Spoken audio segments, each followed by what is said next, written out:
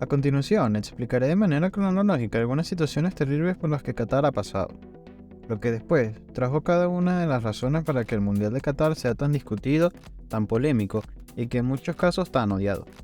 Así que quédate para que te enteres de todo y mucho más. Motivo número 1. La corrupción.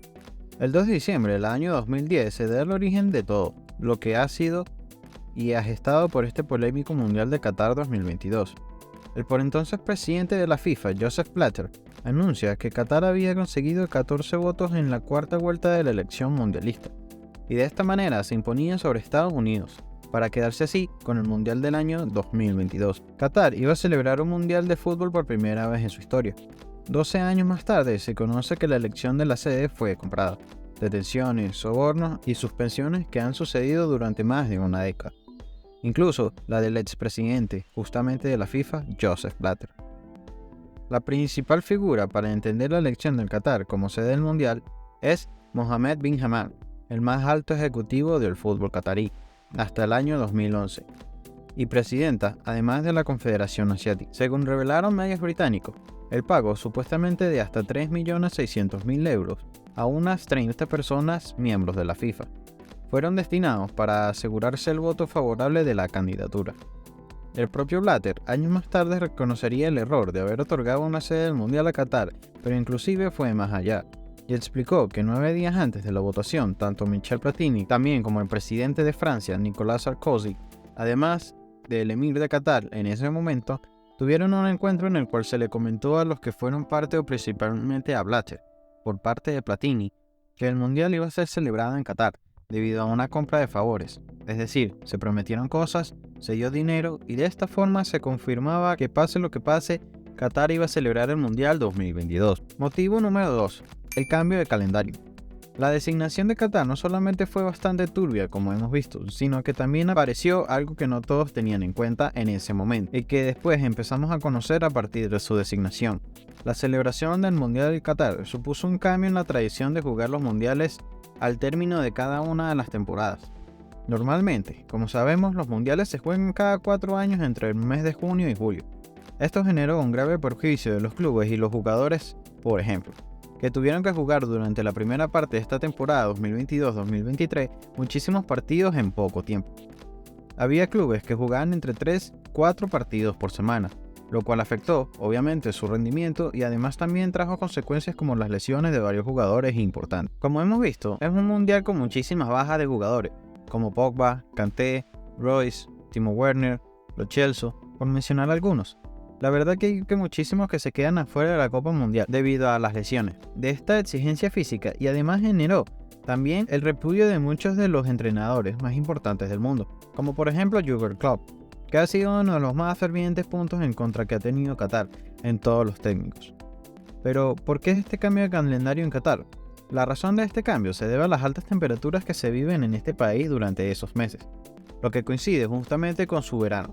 La temporada calurosa va desde mediados de mayo hasta septiembre, con un promedio de 37 grados de temperatura el mes más cálido del año en Qatar. Julio, justamente como se tendría que jugar las últimas instancias del Mundial con una temperatura máxima que promedia más de los 40 grados, los clubes locales acostumbran a entrenarse de noche durante esta época, y la Liga de Qatar va a contramano de todas las principales ligas del mundo, ya que comienza en septiembre y finaliza a mediados de marzo. Para la fecha que se va a disputar la Copa del Mundo, noviembre y diciembre, la primera en otoño para el hemisferio norte y la primavera en el sur, Qatar va a tener lo que es su época más fría del año. Sin embargo, no puedes dejar de ser temperaturas elevadas, que pueden llegar a alcanzar hasta los 30 grados. Para evitar un golpe de calor, los estadios tienen refrigeración correspondiente. Hay sistemas de aire acondicionado, como así también tuberías que corren agua fría alrededor de todo el estadio. Y estos conductos suelen ubicarse bajo los asientos y se busca mantener una temperatura constante de 26 grados. Y esto último justamente nos lleva al punto número 3, el impacto ambiental del Mundial de Qatar. La FIFA anunció que en esta edición del torneo de fútbol más importante del planeta sería la primera en carbono neutral, es decir, que no iba a haber emisiones de carbono de organismos especializados en el tema, como Carbon Market Watch. Cuestionaron la contabilidad de las emisiones que está haciendo por parte de la FIFA y de Qatar, asegurando que no están basadas en ningún mecanismo probado o científico. Las afirmaciones de neutralidad de carbono hechas por la FIFA con respecto a la Copa del Mundo en Qatar son engañosas, carecen de integridad y se basan en cálculos de contabilidad de carbono profundamente defectuosos y mecanismos de compensación muy cuestionables. La construcción de los estadios requirió muchísima energía proveniente del petróleo y además van a tener que poner aire acondicionado en todos los estadios, que gasta muchísima energía. Este ha sido otro de los puntos que además nos lleva al siguiente, que a continuación les voy a comentar. Punto número 4. La construcción de los estadios y las condiciones de los trabajadores. Desde el año 2010, Qatar ha tenido que construir prácticamente desde cero todo lo relacionado a la Copa del Mundo. Entonces, la de infraestructura para poder albergar una competencia de tal magnitud, hasta inclusive los 8 estadios en los cuales se va a estar celebrando el Mundial. Infraestructura, me refiero a carreteras, por ejemplo, el metro, que va a manejar prácticamente todo Qatar para que la gente se pueda trasladar a hospitales. Muchísimos centros comerciales e inclusive una entera ciudad como es el caso de Lusail. Y obviamente también lo más importante en cuanto a lo futbolístico, los 8 estadios en los cuales se va a celebrar esta competencia. Las temperaturas de hasta 50 grados, jornadas interminables, escasas medidas de seguridad, apenas días de descanso, amenazas de expulsión del país si no aceptaban estas condiciones, imposibilidad real de cambio de empresa, avance en la legislación que después no se cumplían y condiciones insalubres en las viviendas fueron algunas de las que tuvieron que vivir los miles de trabajadores migrantes que se han perdido la vida en las diferentes construcciones de Qatar. Desde el año 2010, la FIFA lo designara como sede del Mundial de Fútbol del año 2022, según un prestigioso medio inglés como es el diario The Guardian. Hace un par de años o más, precisamente, en un par de meses, cifró 6.500 números la cantidad de muertes de trabajadores basándose principalmente en los datos proporcionados por los países de origen de los trabajadores.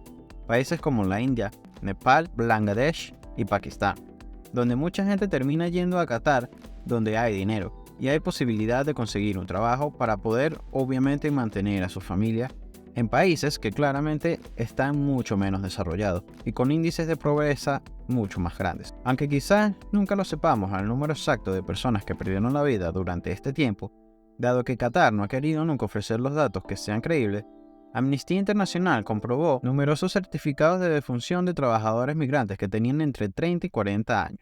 Solamente personas jóvenes, personas que estaban muy bien de salud y que lamentablemente durante estos 12 años de reproducción de todo lo que va del Mundial de Qatar 2022. Todas se limitan además en los certificados de defunción. Atribuirle causa a las muertes como causas naturales o insuficiencia cardíaca sin precisar mucho más. Qatar obviamente ha negado prácticamente todo y la FIFA se ha desligado de todo esto diciendo que no puede intervenir en cuestiones internas de un país, cuando bien sabemos que en otros casos han intervenido más de una ocasión, como lo que está ocurriendo con Rusia con la decisión de la FIFA de separarla de la Copa del Mundo. Sin embargo, en Qatar, que es un negocio y es el dinero que necesitan, obviamente la FIFA para ganar con la Copa del Mundo decidieron nunca tomar ninguna postura. Esto nos lleva al quinto y último punto. ¿Por qué el Mundial de Qatar está en cuestionamiento? ¿Qué son los derechos humanos? Un espejismo es el medio del desierto que ahí se le puede catalogar a los derechos humanos en este país, que busca obviamente con estos grandes eventos y con todo su dinero blanquear una imagen que obviamente ha sido bastante cuestionada a lo largo de todos estos años. De este modo, una reciente ley, por ejemplo, pone aún más trabas en la libertad de expresión de la forma imprecisa. Si se considera que una información es tendenciosa, es decir, por ejemplo, contradecir al gobierno o al emir o a la familia real catarí, el castigo puede ser de 5 años de cárcel y una multa de hasta $25.000. Una total locura. Que el periodismo no pueda hablar de cuestiones que puedan ocurrir en el país sin ser penados. Por otra parte, la discriminación a la mujer es más que evidente y es frecuente en el día a día, sino que además esta misma discriminación en muchos casos está avalada por la ley. Hay impedimentos legales al divorcio. Además, los menores de 25 años necesitan permiso de sus tutores para actividades como viajar al extranjero, firmar un contrato o incluso salir de casa, cosa que obviamente un hombre no tiene para nada que preguntar, y asimismo la homosexualidad está prohibida por ley en el país. La pena por incitar este tipo de prácticas, o como lo consideran ahí acciones inmorales, es de 7 años de prisión. En una entrevista, el presidente del comité organizador del Mundial, Nasser Al-Khelaifi, aseguró que el país daba la bienvenida a las personas homosexuales, pero le recomendó, como ya se sabe, que no mostraran su afecto en público. Si acudían al torneo, podían llegar a tener consecuencias, como por ejemplo, terminar en prisión. Desde la organización del torneo también han avisado que se van a retirar las banderas de arcoíris. Obviamente, el orgullo LGBT de los estadios con la justificación de que esto sería para proteger a quien las muerte. Obviamente, estos puntos también hacen que sean muy cuestionados por muchísimas comunidades y por muchísimos países que se han mostrado en contra del Mundial de Qatar y que lo han intentado boicotear. Pero creo que acá la pregunta más difícil de comprender, o en realidad es la más fácil de comprender, es por qué se elige como sede la Copa del Mundo o el evento más importante del mundo del fútbol en un lugar donde sabemos que los derechos humanos son tan vulnerados y además con estas condiciones de trabajo que se sabía que iban a ocurrir, por un montón de antecedentes que hay y sistemas que se manejan hoy en día en Qatar con los trabajadores y la exigencia que obviamente les iba a aportar a estos mismos para poder cumplir con todo lo que Qatar quería conllevar al Mundial. Y creo que si bien parece difícil de comprender, la respuesta es bastante sencilla. Es simplemente una cuestión de dinero. Pero obviamente me gustaría que ustedes en los comentarios me dejen su opinión respecto al Mundial de Qatar.